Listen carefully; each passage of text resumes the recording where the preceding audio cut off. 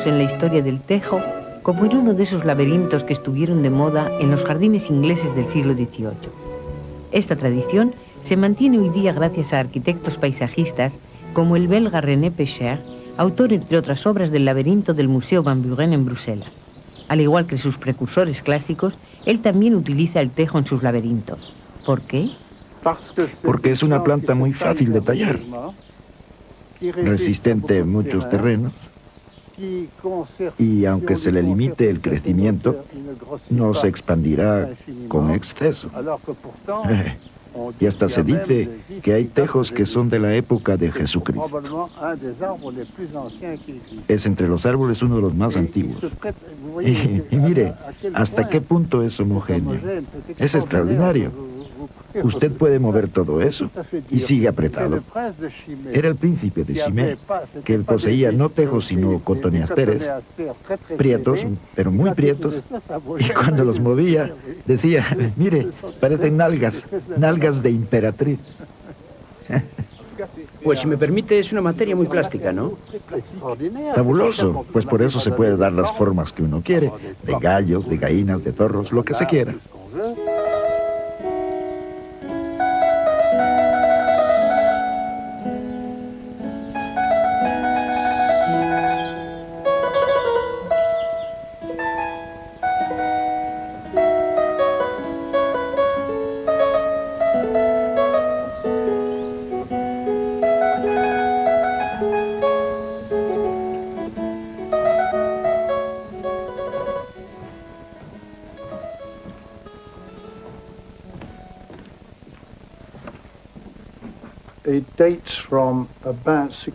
El parque data más o menos de 1660. Había primero en el montículo un tejo, y luego 4 enfrente, rodeándolo, y 12 en fila formando una especie de barrera, como un seto. Al conjunto se le llamaba el Sermón de la Montaña. La figura del montículo, Jesucristo. Los otros 4, los evangelistas. Y los 12 exteriores, los discípulos.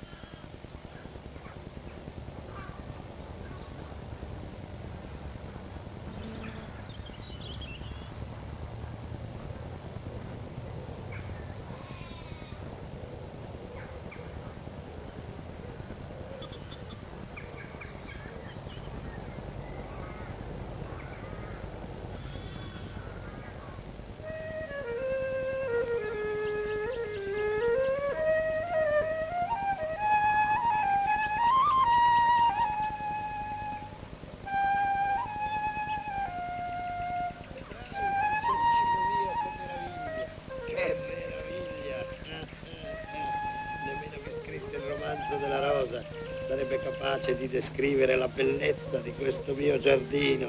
È tornata l'estate e questo giardino sarà d'ora in poi il solo luogo dove io soddisferò con te i miei obblighi di marito.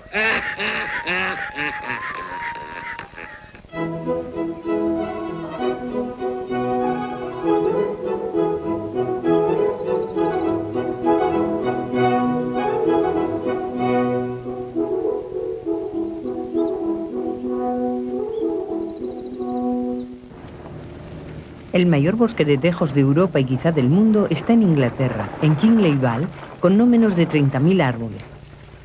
30.000. Y de todas las edades. Los hay muy viejos, más jóvenes y de todas las edades.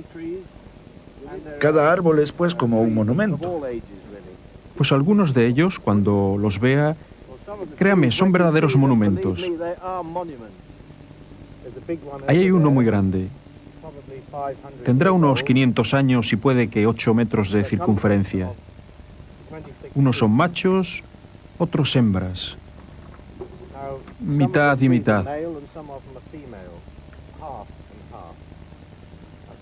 Ahí hay un sitio majo para pararse. Ahí tenemos uno de nuestros mejores ejemplares. Este árbol tendrá unos 500 años.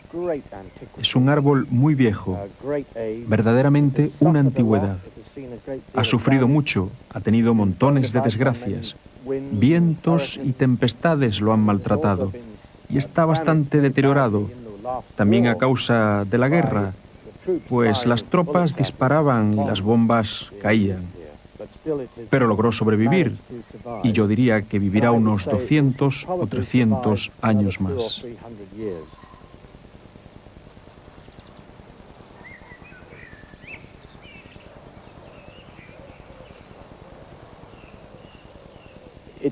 Es un árbol macho. Se puede ver que es macho con las flores que han caído al suelo y que no darán fruto. Pero no muy lejos de aquí hay un árbol hembra que dará más o menos 10.000 frutos.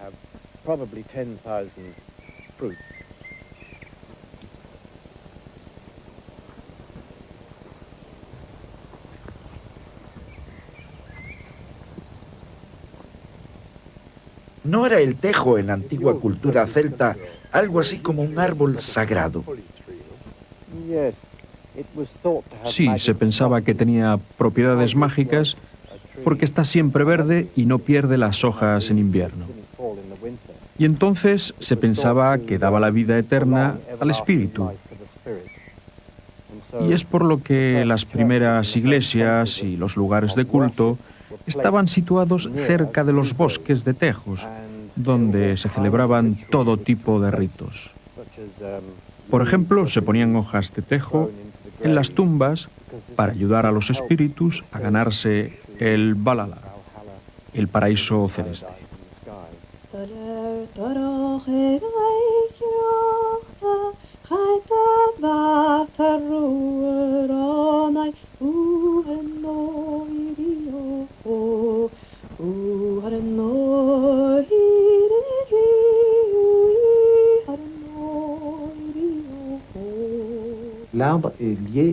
El árbol está mucho más ligado a la religión que la piedra. En Irlanda, en los mitos celtas, la piedra está ligada al rey. El soporte vegetal está ligado a lo sagrado. En un relato se explica que un druida graba sus encantaciones en palitos de tejo. ¿Con los palitos o en los palitos?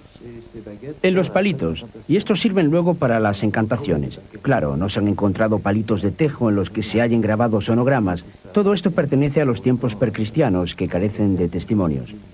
Ni tan siquiera se pueden leer textos largos en un onograma. Se pueden leer una inscripción, se puede leer un nombre, una palabra, unas palabras, nada más. Y está en la madera y no en la piedra.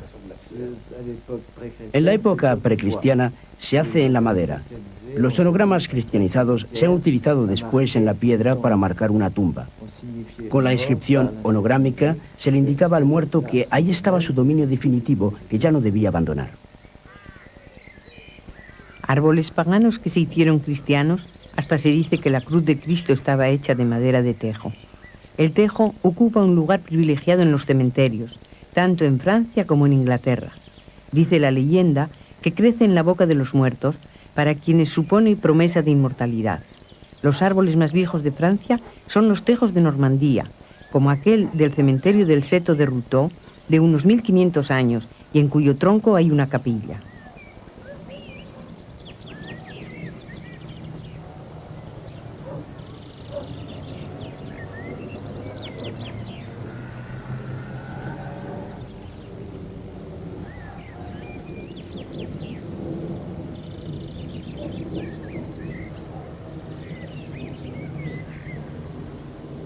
Agrestes como los árboles de la selva de Kinley-Val o tallados como árboles de jardín, los tejos nos plantean siempre la misma pregunta: ¿por qué tal persistencia en los cementerios? Muchas son las razones, y no solo por la idea de inmortalidad. El tejo se utilizaba también para purificar el aire. Hasta más o menos 1830 en Inglaterra, el tejo estaba considerado como una especie de purificador gigante del aire que ayudará a purificar los gases que ascendían de las tumbas. Es una madera valiosa que tenía gran importancia estratégica, ya que se utilizaba para fabricar el gran arco inglés. Tan importante que era necesario hacer reservas de tejos y los lugares idóneos eran los cementerios.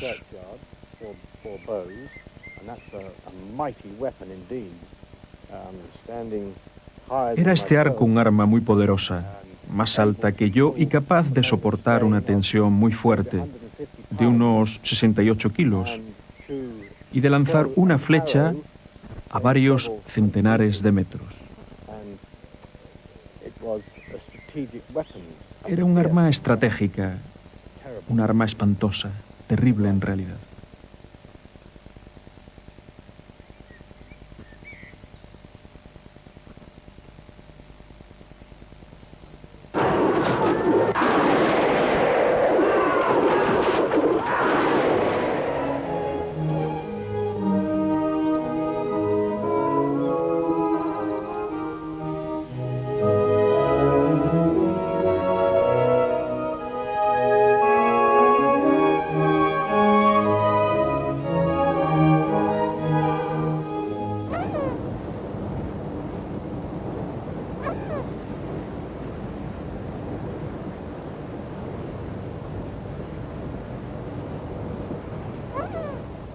Las rutas del tejo pasan por Escocia, que es uno de los lugares destacados de la cultura celta. Exactamente por la pequeña isla de Iona, al oeste, frente a Irlanda, cuyo nombre, según una tradición discutida, es una alteración del nombre celta del tejo.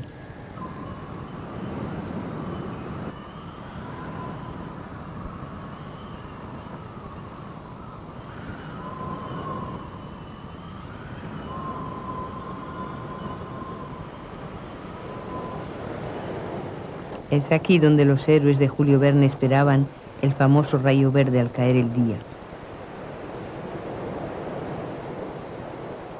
Aquí también es donde están enterrados los reyes de Escocia, Irlanda y Noruega, 60 en total, entre los cuales, según la leyenda, Duncan y su asesino Macbeth. La sombra de las brujas de Macbeth sigue errando por la landa y su caldero está siempre dispuesto a recibir el tejo maléfico.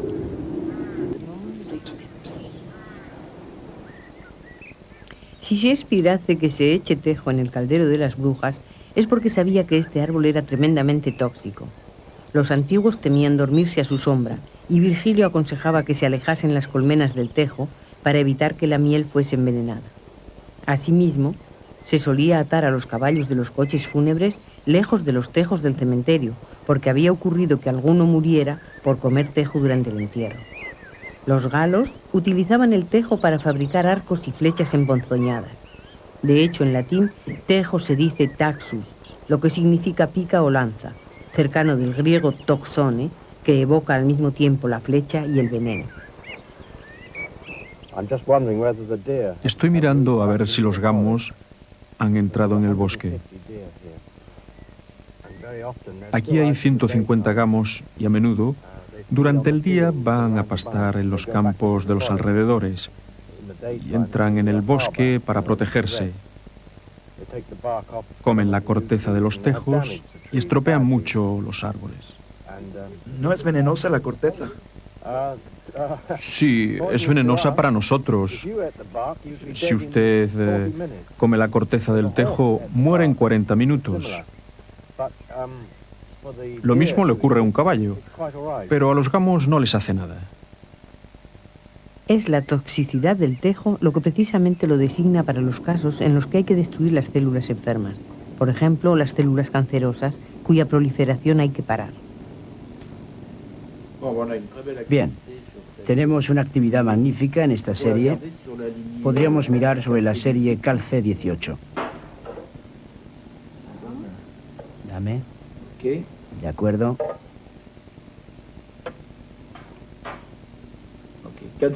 4 días también, sí. Lo que caracteriza a las células cancerosas es una enorme capacidad, una propensión a la división celular, a la multiplicación permanente. Un cáncer es una célula que se hace anormal, que da 2 células, luego 4, luego 8, luego 16, 32, y tenemos pues así un fenómeno que se reproduce al infinito y conduce, por desgracia, a una enfermedad grave. Esta división celular, el derivado del tejo, es capaz de bloquearla.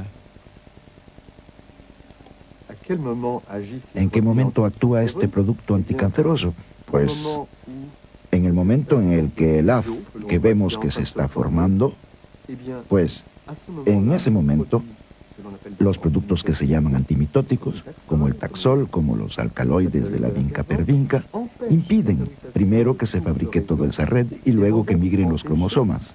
Y por fin impiden completamente la división de la célula en dos células hijas.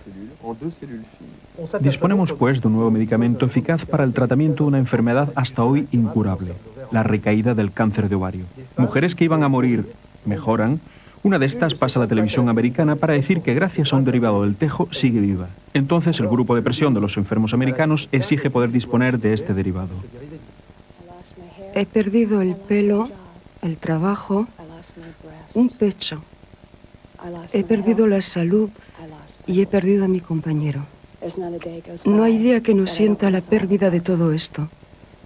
No solo la envenenan a una, la tajan, le quitan un seno, luego la queman con los rayos. Ojalá el Taxol pudiera evitarle a una que la envenenen, la mutilen, la quemen. Entonces los ecologistas reaccionaron diciendo, pero este extracto del tejo se produce a partir de la corteza y para coger la corteza hay que matar al tejo. En esta época se pensaba que este tejo, el tejo del Pacífico, era una especie en vía de desaparición.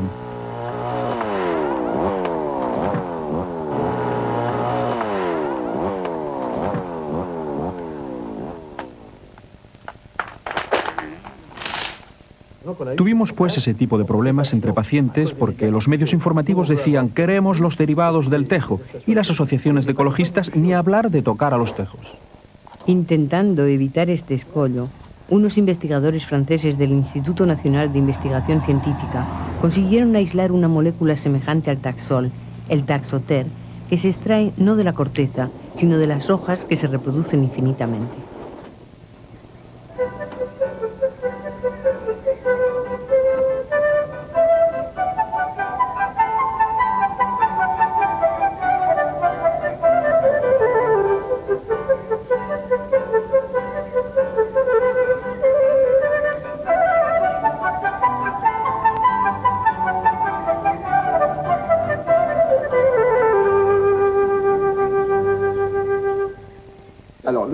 El Taxoter en sí no es un producto natural, no se encontró en el tejo, pero lo que sí se ha encontrado, y yo diría que es esto lo más original del trabajo, es un precursor del Taxol. Lo descubrimos pues en las hojas y era, diría yo, una primera oportunidad, ya que al estar el producto contenido en las hojas, el químico puede disponer de él en cualquier momento. Las hojas se cortan regularmente, en parques y jardines crecen muy fácilmente, mientras que para obtener de la corteza la cantidad necesaria de Taxol es necesario cortar el árbol. Se extrae de las hojas como en una simple tisana. El producto se extrae de las hojas por medio del alcohol. Luego, como las hojas contienen cientos y hasta miles de productos, la molécula que nos interesa se separa de las demás.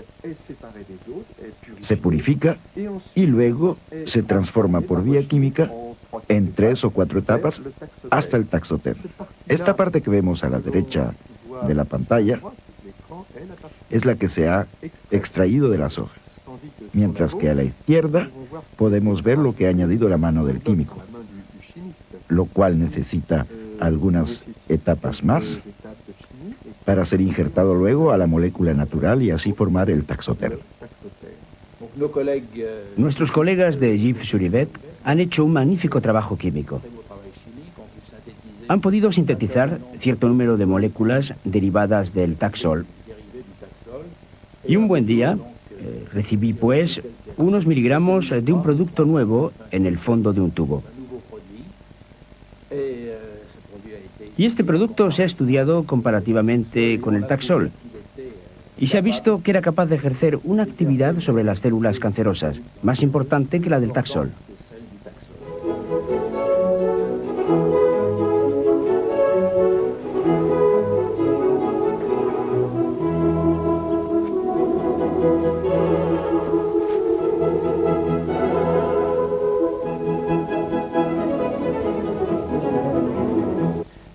Pues vienen a vernos con un producto y nos dicen, ya está, este producto es eficaz sobre las células cancerosas. cáncer de colon, cáncer de ovario, etc. En cultivo, es también eficaz en el cáncer de los animales. Tiene tal y cual perfil de toxicidad. Como pensamos que la relación eficacia-toxicidad es suficientemente interesante, nos gustaría que el producto pasara a la clínica. ¿Qué le parece? Y en ese momento va a entablarse un diálogo con el industrial que nos permita sacar las características del producto y ver cómo vamos a poder llevarlo hasta el hombre. Es un momento exaltante, muy apasionante. Todo el equipo está a la expectativa, a ver si pasa algo. Se pasa este umbral, naturalmente, después que se le ha informado de todo al paciente, de los riesgos, de cómo reaccionan los animales al inyectarles este producto, qué pasó, etc. Lo sabe absolutamente todo.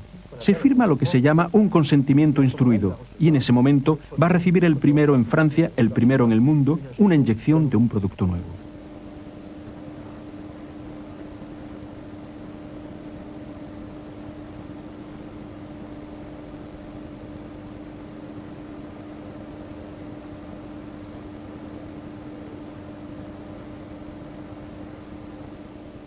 Nosotros sabemos, pues, de manera científica y médica que el Taxol es eficaz en el cáncer de ovario, de mama, de pulmón, de garganta y probablemente en otros más. El melano maligno, el linfol, por ejemplo. Pero por ahora el producto solo está autorizado comercialmente en el cáncer de ovario y en algunos países como Estados Unidos para el cáncer de mama. A las pacientes con cáncer de ovario se le trata con Taxol fuera de la fase de experimentación, ya que el producto está ya comercializado. Los pacientes que están en tratamiento con Taxol en hospital con cáncer de mama o de pulmón siguen en experimentación, puesto que oficialmente este producto no está aún comercializado en Francia con esas indicaciones. Es lo que se llama ensayos terapéuticos, o sea que recogemos continuamente las informaciones para ver lo que pasa en la frontera de toxicidad en términos de eficacia. Luego damos estas informaciones al industrial para que las transmita al ministerio. Y claro, es lo mismo cuando se trata del Taxoter, que es la otra molécula. Exactamente, con el Taxoter haremos las mismas pruebas, evidentemente las mismas indicaciones, cáncer de mama, cáncer de pulmón. Actualmente se enfrentan en el campo médico dos esfuerzos de investigación y dos ramas de producción industrial, la una francesa, la otra americana. Estas dos moléculas van a encontrarse muy pronto en el mismo mercado, por hablar en términos comerciales, en un mercado único que será el del cáncer de mama, de los cánceres de pulmón, de ovario, de la cabeza y del cuello, lo que se llama cánceres ORL. Y vea usted que ahí tenemos los dos cánceres más importantes, pulmón y mama. En Francia cada año hay 26.000 nuevos casos de cáncer de pulmón y 25.000 nuevos casos de cáncer de mama. Los de ovario y los de ORL son también dos cánceres muy frecuentes y tremendamente difíciles de resolver. Se trata pues de mercados sumamente importantes y con productos muy eficaces habrá luego una guerra comercial terrible. Y para nosotros el trabajo consiste en encontrar en la naturaleza lo necesario para curar los destrozos que ella misma ha producido. La primera causa del cáncer es también un vegetal, el tabaco. El tabaco es una planta y también nuestro enemigo número uno. Y hoy día es un árbol, el tejo, el que da mejores remedios anticancerosos. Efectivamente, el tejo y el tabaco son probablemente las dos plantas, lo blanco y lo negro, el bien y el mal. Bueno, se podrían ver las cosas así.